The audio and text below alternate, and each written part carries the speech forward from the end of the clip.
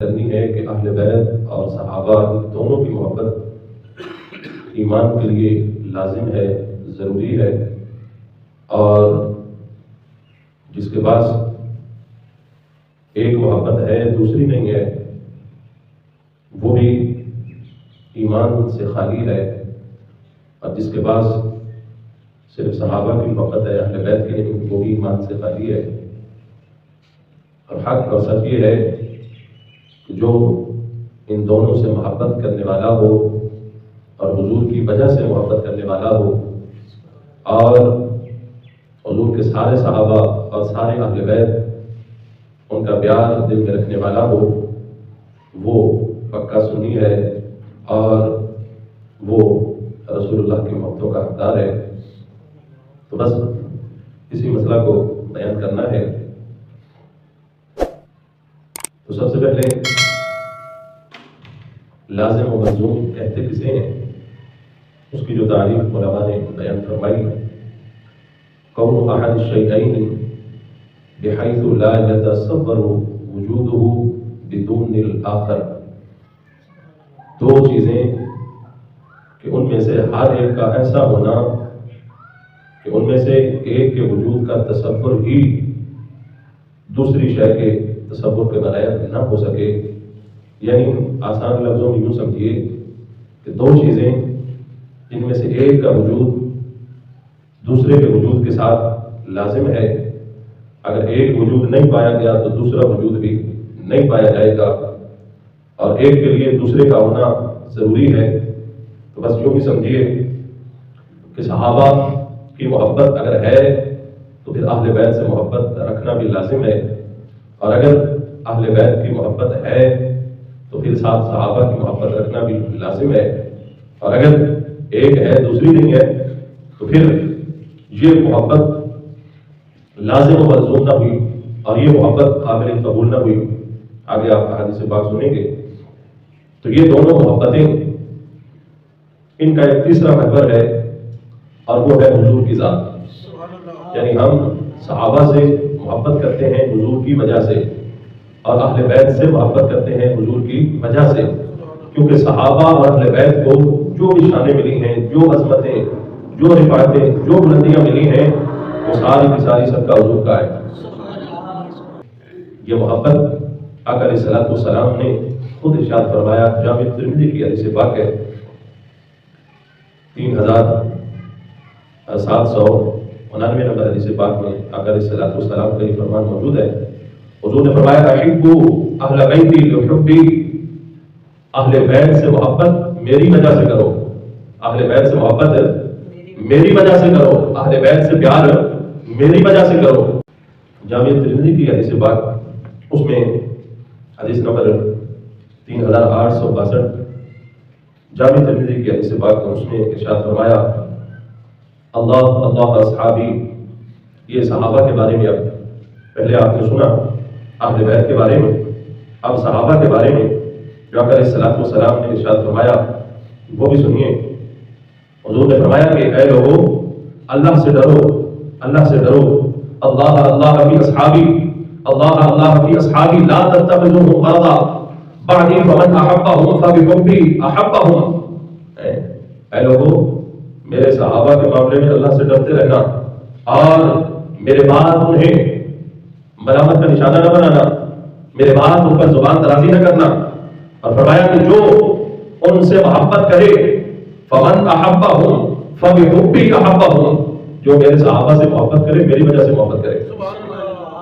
جو میرے صحابہ سے محبت کرے گا وہ میری محبت کی وجہ سے ان سے محبت کرے گا، کہ وہ مجھ سے محبت کرنے والے ہیں اس لیے تو ان سے محبت کرنا۔ اور آگے فرمایا کہ ومن ابغضهم فبغضی ابغضهم، اور جو ان سے بغض رکھے گا وہ مجھ سے بغض کی وجہ سے ان سے بغض رکھے گا۔ اور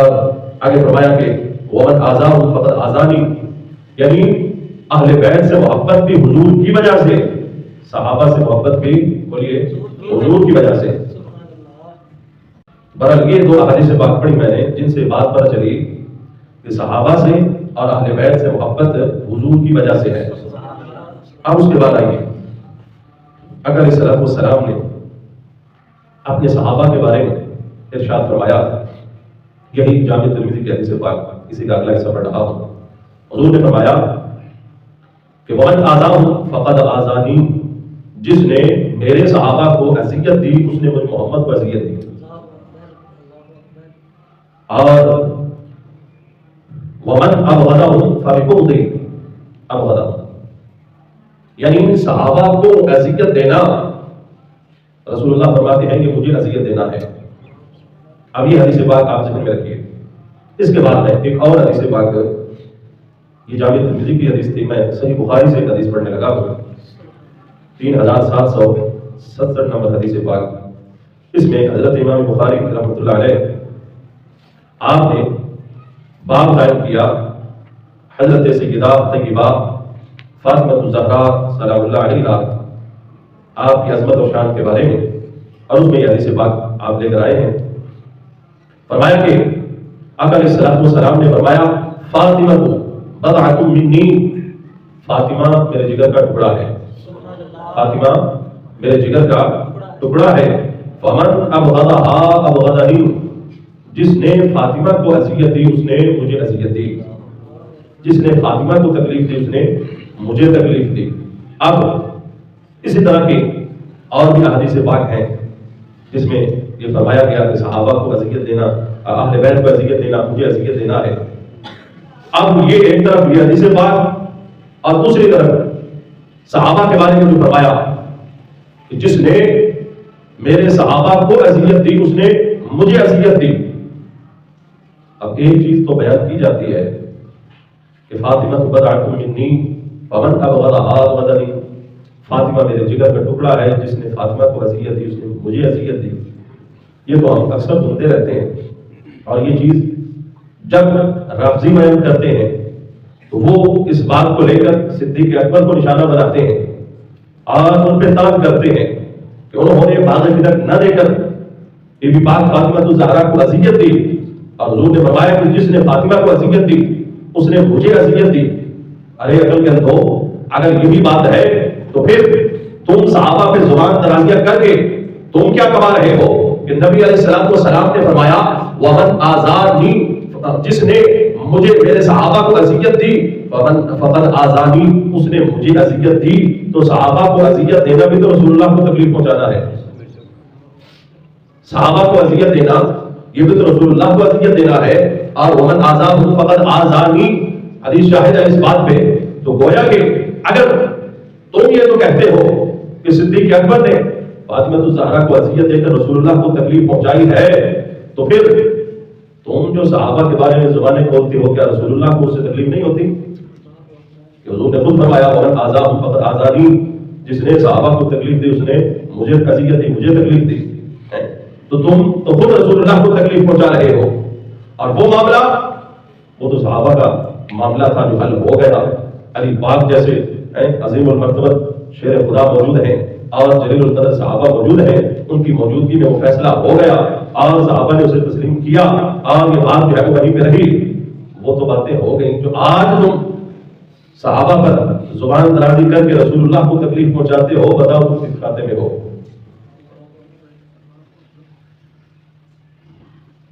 تو یہ باتیں بالکل ٹھیک ہیں۔ اب یہی ہمارا موضوع بھی ہے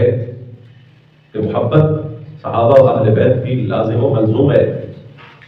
حضور نے اگر اہل بیت کے لیے یہ فرمایا ہے کہ جس نے انہیں اذیت دی اس نے مجھے دی، تو یہی الفاظ حضور نے اپنے صحابہ کے لیے بھی فرمائے ہیں۔ بولیے سبحان اللہ۔ اگر تمہارے کہنے کے مطابق ان پر کوئی زبان درازی کرے، رسول اللہ کو تکلیف ہوتی ہے، اور یقیناً حضور کا فرمان ہے ہوتی ہے حضور کو، تو جو صحابہ پہ زبان درازی کرے یہ بھی تو حضور کا فرمان ہے، تو کیسے حضور کو تکلیف نہیں پہنچتی؟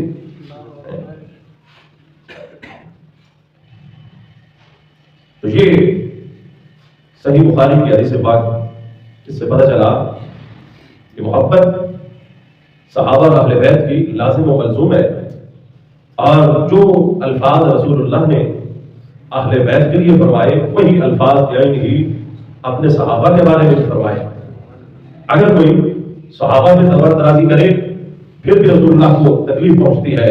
اور اگر کوئی اہل بیت پہ زبان درازی کرے تو پھر بھی رسول اللہ کو تکلیف پہنچتی ہے، اور حق اور سچ اہل سنت و جماعت کے پاس ہی ہے، اور اگر کوئی حق تلاش کرنا چاہے تو اسے حق یہیں سے ملے گا۔ اس لیے کہ ہم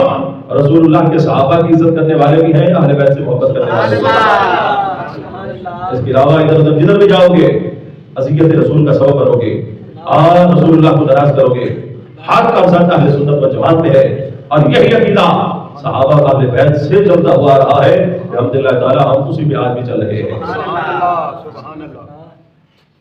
اس کے بعد آئے نبی علیہ الصلوۃ والسلام کا ایک فرمان، بڑا مشہور فرمان ہے۔ حضور نے فرمایا ان المنافقین انما كانوا یعرفون ببغض علی، فرمایا کہ اگر منافق کو پہچاننا ہو تو وہ علی کے بغض سے پہچانا جاتا ہے۔ منافق علی کے بغض سے پہچانا جاتا ہے، اور اسی بات کو آپ بڑا سنتے رہتے ہیں کہ ذکر علی شجرے کھنگال دیتا ہے، اور ذکر علی باپ کی پہچان کرا دیتا ہے، ذکر علی مومن اور منافق کی پہچان کرا دیتا ہے۔ پھر شعراء نے تو آگے بڑا کچھ لکھ دیا، اور پوچھنے والا کوئی نہیں، جو آیا لکھتے گئے۔ بات بالکل صحیح ہے، حدیث صحیح ہے، اور صحابہ کہتے ہیں کہ ہم بھی جب مومن اور منافق کی پہچان کرنی ہوتی علی پاک کا ذکر کرتے ہیں، ہم پتہ چل جاتا ہے۔ تو اب یہ بات حدیث پاک تو صحیح ہے، لیکن آج تک آپ نے یہ حدیث پاک سنی ہے، لیکن یہ حدیث پاک برحق ہے، حضرت امام مسلم نے اسے روایت کیا ہے، اور بھی بہت ساری حدیث کی کتابوں میں اسے نقل کیا گیا ہے۔ علی پاک نے فرمایا کہ میرا ذکر اس سے مومن اور منافق کی پہچان ہوتی ہے، اور فرمایا کہ رسول اللہ نے اس بات کا مجھ سے وعدہ فرمایا ہے دیا کہ اے علی تیرے ذکر سے مومن اور منافق کی پہچان ہو جائے گی۔ بات بالکل ٹھیک ہے، لیکن بات مکمل جو ہے وہ اور ہے، مکمل بات اور ہے، یعنی کسی چیز کو اتنا بیان کیا گیا اور ہے بات حق، لیکن بیان اتنا کیا گیا کہ جو دوسری بات تھی اس کو چھوڑ دیا گیا، اس کو چھوڑ دیا گیا، نظر انداز کر دیا گیا۔ علی المرتضیٰ کا ذکر عبادت ہے، ان کے ذکر سے مومن اور منافق کی پہچان ہوتی ہے۔ اب مجھے بتائیں، علی پاک سے پہلے عثمان غنی بھی ہیں، فاروق اعظم بھی ہیں، صدیق اکبر بھی ہیں، کیا ان کا ذکر مومن اور منافق کی پہچان ہے یا نہیں ہے؟ تو میں یہ بات ابھی صحیح بخاری سے بیان کروں گا کہ جس طرح علی المرتضیٰ کا ذکر مومن اور منافق کی پہچان ہے، اسی طرح حضور کے مہاجرین اور انصار بلکہ سارے صحابہ کا ذکر مومن اور منافق کی پہچان ہے۔ اس چیز کو کیوں نہیں بیان کیا جاتا؟ ایک ہی چیز کو لے کر بیان کرنا اور دوسری کو چھوڑ دینا، یہ تو صحابہ کی حق تلفی ہو گئی۔ جب حضور نے خود فرمایا اور صحیح بخاری میں اس کا ذکر آیا، صحیح مسلم میں اس کا تذکرہ آیا اور صحیح احادیث میں تذکرہ آیا ہے، تو پھر اس بات کو کیوں نہیں بیان کیا جاتا؟ آئیے میں صحیح بخاری سے حدیث پاک حدیث نمبر 17 صحیح بخاری کی، اس میں حضرت امام بخاری رحمۃ اللہ علیہ آپ نے پورا باب قائم کیا، باب علامت الایمان، علامت الایمان حب الانصار، انصار کی محبت ایمان کی علامت ہے۔ انصار کی محبت ایمان کی علامت ہے، علی کی محبت وہ بھی ایمان کی علامت ہے، اور اس کے ساتھ ساتھ انصار کی محبت بھی ایمان کی علامت ہے۔ سنیے حدیث پاک، حضرت انس بن مالک فرماتے ہیں آقا علیہ الصلوۃ والسلام نے ارشاد فرمایا، آیت الایمان حب الانصار، انصار کی محبت ایمان کی علامت ہے۔ انصار کی محبت بولیے ایمان کی علامت ہے۔ وہ آیت النفاق بغض الانصار، اور انصار کا بغض منافقت کی علامت ہے۔ انصار کا بغض منافقت کی علامت ہے، اور انصار کی محبت یہ ایمان کی علامت ہے۔ اور امام بخاری اس حدیث پاک کو کتاب الفضائل میں نہیں لے کر آئے، نہ ہی کتاب المغازی میں اسے ذکر کیا اور نہ ہی کتاب المناقب میں ذکر کیا، بلکہ امام بخاری اس حدیث پاک کو کتاب الایمان میں ذکر کر رہے ہیں۔ کیوں؟ حدیث کے لفظ ہے آیت الایمان حب الانصار، آیت کہتے ہیں نشانی کو، انصار کی محبت ایمان کی نشانی ہے اور انصار کا بغض منافقت کی نشانی ہے۔ ہم اس کو بھی مانتے ہیں حدیث کو، لیکن ہم کہتے ہیں کہ صرف اسے مان کر کسی کو نہ چھوڑو، یہ بھی صحیح حدیث ہے اور صحیح بخاری میں ہے۔ اگر علی پاک کی محبت ایمان کی علامت ہے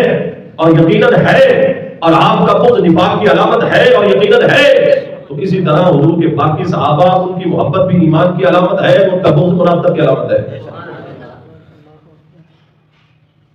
اب یہ حدیث پاک صحیح بخاری کی حدیث نمبر 17 آپ نے سنی، اور اسی حدیث پاک کو حضرت امام مسلم اپنی صحیح مسلم میں ذکر کرتے ہیں، اور آپ نے وہاں جو باب باندھا، آپ نے دونوں چیزوں کو اکٹھا کر دیا اور فرمایا کہ حب علی والانصار آیت الایمان وبغضهم آیت النفاق، علی اور انصار صحابہ کی محبت ایمان کی نشانی ہے، ان کا بغض منافقت کی نشانی ہے۔ اب سنیے، اگر کسی کے ذہن میں یہ بات آئے کہ چلو مان لیا کہ یہ حدیث پاک صحیح، لیکن اس میں تو صرف انصار صحابہ کی بات ہو رہی ہے، باقی صحابہ کی تو بات نہیں ہو رہی، اور انصار صحابہ کون سے ہیں؟ انصار صحابہ وہ ہیں جو مدینے کے رہنے والے تھے اور جو ہجرت کر کے آئے مکہ سے، ان صحابہ کو جنہوں نے خوش آمدید کہا، مرحبا کہا، اپنے گھر بار ان کے لیے چھوڑے، اپنی زمینیں ان کے لیے چھوڑی، اپنے جو ہے وہ کاروبار میں انہیں شریک کیا، رہنے کے لیے جگہ دی، اور رسول اللہ صلی اللہ علیہ وسلم نے انہیں اعزاز سے نوازا۔ یہ بات بالکل صحیح ہے، لیکن احادیث کے طبقات میں آپ کسی بھی حدیث کے طالب علم سے پوچھ لیں،